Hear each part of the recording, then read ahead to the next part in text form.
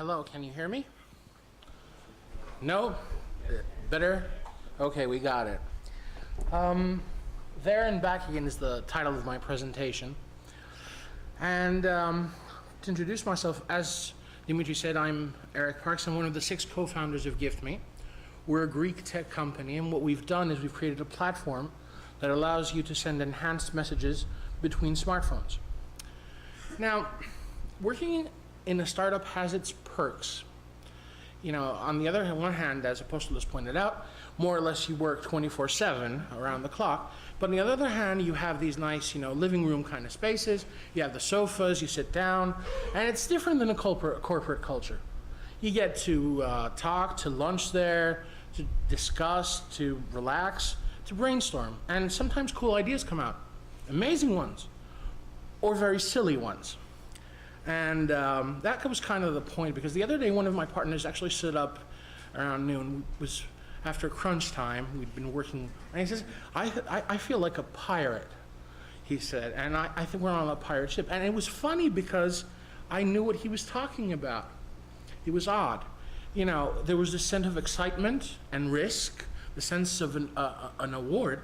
And it reminded me of an article that Michael Arrington wrote a couple of years ago that was almost a manifesto for entrepreneurs. Why be, a pirate, and so on and so forth. But it also I like the analogy because it also fed into one of my own personal inner geek things. Back in the 80s and 90s, one of my favorite adventure games was the classical Monkey Island. There you go. Old school. There you go. And I thought, okay, sometimes you feel like you're so close to the treasure, and sometimes you feel like you're walking the plank. I know what you're talking about. So instead of There and Back Again and Death by PowerPoint, we'll do There and Back Again the pirate way. And to start off, I need to provide some context for you guys to where we are, which is a different position than where Apostolos is. A couple of years ago, me and my colleagues, partners, had an idea, which was then GiftMe, and we thought, all right, that's the problem, we think we have the solution. We were a team that had worked together for quite a long time, so until the end of 2010, we tried bootstrapping, working on what we were doing, and trying to raise funds locally, being here in Greece. We failed dismally. We're talking, there was almost a sense of joy in the amount of failure we had throughout this event. We didn't raise a dime. And at some point, because we had a lot of connections to the United States, culturally and in terms of working and so on, we figured we'll go to the Valley. So in February 2011, George Panadakis, company president, left and went to the Valley. It was the day before Valentine's Day. I think there's a reason for that. I don't know why. Met swashbucklers, angels, fellow pirates, and VCs. And what happened was, we found treasure. Well, we raised funds. We founded the company, and a few months later, in about July of 2011, the company was founded, money was in, and we started working. We're talking international investment. We worked on the product, and we launched on beta December of 2011, and then on iOS. So we got about 3.5 months of feedback. Then we said, all right, we know what we want to do. We gathered it, and we worked on our main product, and until this month, and we're ready to launch at the end. Now, so we're literally at the edge where Apostolos jumped over. We're about to start. Now, what I want to offer you guys today is our treasure map, if you will, our experiences. I want to show you where there was treasure, where there was trouble, and where there were terrible beasts. So, to get the show rolling, as it were, you have to start with the crew. Now, every pirate needs his crew, and in this case, it's the team. Now, I'll introduce the guys because it's important. To the right is Apostolos Chronakis, an amazing programmer in his own right. Then Panagiotis Hatzidakis, our art director. Tassos Nousis, our CTO, another amazing programmer. Dimitris Kasapakis, who's a fountain of ideas, constantly coming up and knows web culture like no one. Me, who, I do marketing and write and do sales stuff like that. And then George Panadakis, who, besides being an amazing programmer and more or less running the day-to-day business of the company, also has excellent project management skills. So we have the team. Now, the reason I'm introducing them and bringing out the skill set is quite significant. There's a point to this. Because you need a great team, I think, for 3 reasons. One is you want to complete your skill set. It's important. When we went to the Valley, one of the things that surprised us was the fact that most companies actually had gaps in what they were doing. We're talking major gaps. We would have excellent business people, but not a lot of technical savvy, or good business people, good technical, but absolutely no UI or idea how to work down the way, and so on and so forth. So a complete package helps you complete it. Second aspect was very technical, and fundraising, it helped us. Because having a great team in Greece while me and George were over there, meant that we got feedback from investors after we pitched, and we could literally go back to our office or room, lick our wounds, and say, you know what, we need to change this and this and this, a new feature or a new this. We'd go to sleep, wake up, and it was there because the team was there to serve it. The third aspect that was most importantly, though, is the fact that it helps us with investors. A great team mitigates risk. It lowers risk. There's several things that you'll find out when you talk to them, and it's perfectly normal. It's a risk assessment. If you have a great prototype, that lowers risk. If you have excellent market validation, that lowers risk. If you have a great team and you can demonstrate that, that's also something. So great team, you need your crew as a pirate. Learn to speak like a pirate. Now, September 19th, I don't know if you know this, it's a significant day, is International Speak Like a Pirate Day, okay? And I don't know if how many of you know this, but you can actually go to Facebook, I did this earlier, and you can change your setting of language to English pirate. So, things closer to me heart, captains of, I did this earlier, bottle of messages, grog fest, grog is good, especially in a startup, bars and so on and so forth. But I don't literally mean speak like a pirate. What I mean here is there's a specific terminology and there's a specific culture residing in the center of deals that have to do with startups and financing them. We're talking, you'll hear things like dilution, like Apostolos mentioned earlier. You will get diluted, get used to it, live with it. You'll hear things like angels, super angels, VCs, seed round, A round, B round. You'll hear things like risk milestones, Delaware Corporation, stuff like that. You don't need an MBA to figure these things out, but you do need to learn the language. And I have to tell you, there are resources out there. Read up. And that's also what the internet is for, besides obvious other reasons. And if you finally don't have all the answers, then what you have to remember is you can ask. And that's also what events like these are for. So don't be afraid, look it up, but learn the language, learn what you're talking about. It was important that we had a background on that. Winds, I love this analogy more almost than anything else. Feedback is your wind. Even if it's rough, it's better than no wind at all when you're dead in the water. Now, some might say cash, but I'm talking about getting there. Let me give you a story here. 2.5 months after George is up, about Easter 2011, I fly into San Francisco, and we've got our first VC meeting set up. There were about 30 of them over a 2-week period. I was going to be there, we were going to be talking to people, and we wake up the next morning, we're feeling pretty comfortable. We've got a good presentation, we're pre-product, but we know, what we're talking about. We had exchanged mail with these guys, emails, and it was looking good. It was a rainy morning, so we walk in. It was kind of melancholy, but wasn't really preparing us for what was about to come. It was brutal. There was blood on the wall. He actually stopped the meeting short, okay? And it was ugly. And when it was all finished, in retrospect, it was almost unfair. But having said that, there were also points there. There was actual feedback. We realized we were doing enhanced messages on iPhone, on smartphones. And the way we were presenting it looked very close to e-cards. It was easy for somebody to figure it out. Now, we found out that e-cards, A, were passé, obviously, but B, were also an area where the Valley had been burned in investment earlier. So this was good feedback. Despite the fact that this guy literally, almost shot at us, when we left that meeting, we were below, our psychology was below ground. It was important. You have to get that feedback. It's important. And what I say to you is, talk to anyone. Even if you don't think a deal will be coming out of it, the feedback itself is important. Don't be afraid to even burn, as we call them, certain contacts if you're going to get great feedback back from it. It's an important aspect. So loot. Loot. You'll always need money. Don't raise money when you need it. Raise it when you can.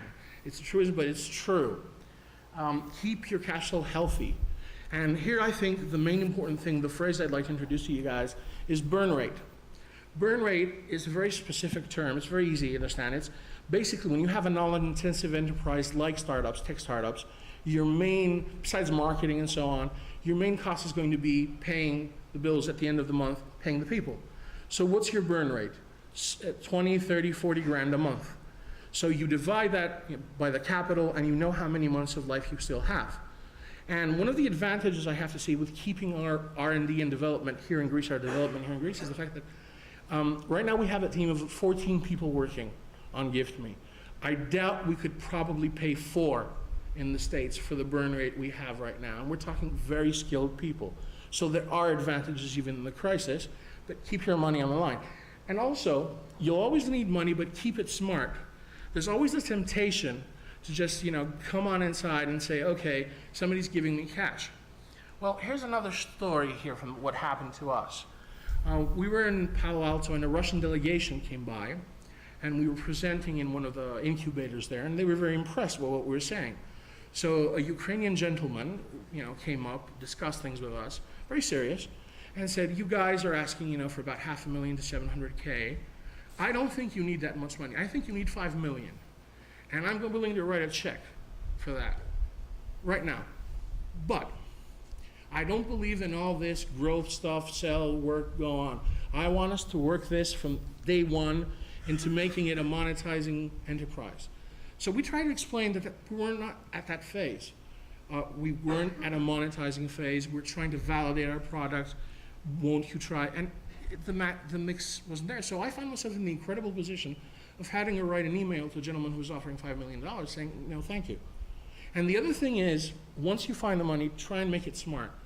Our 3 main investors are one rather large VC in the United States, provides us with know-how, provides us with access to the US market.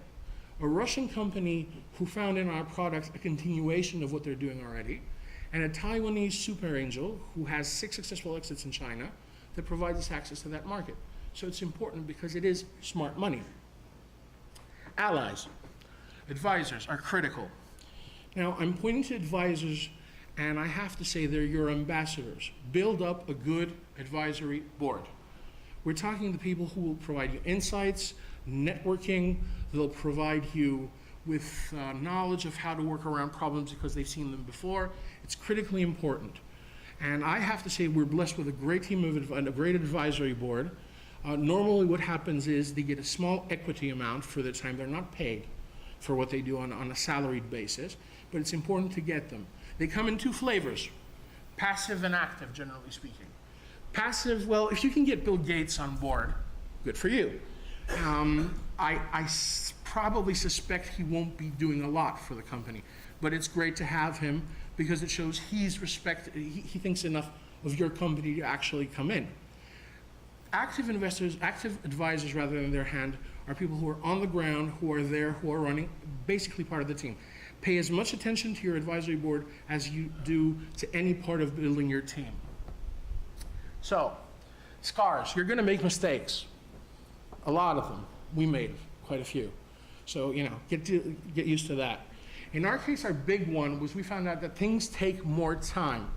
Now, doesn't really sound surprising because it happens a lot, but it really surprised us. It surprised us because we're pretty good at project management, and we figured, but what we found was that the technical research that was needed to actually go through certain milestones was much higher. Now, here's the thing, try and make your mistakes work for you. In our case, the fact that it was difficult to do what we wanted to do, once we did it, meant that the barrier to entry in our market was actually quite higher. So we had to go back to our business plan, which we assumed people would find it easy to do what we were doing, and we saw strategic opportunities. So do that. Don't be afraid to change. Our business model evolved. As I pointed out, we started off on one foot, we still have it, but we've also seen other opportunities. platforms are being created, and we're looking into that as well. So keep your business plan, but also be mentally agile, flexible. We're renaming our product. It's not going to be Gift Me next week. And it's taken some guts to do that, but we talked to our investors and we talked to our advisors, and we found out that what we're doing actually created some confusion. So since we're only at beta and we're launching it in North America and worldwide, we're changing our product. Be brave. Don't be overawed. Now, here's a rule of thumb I found.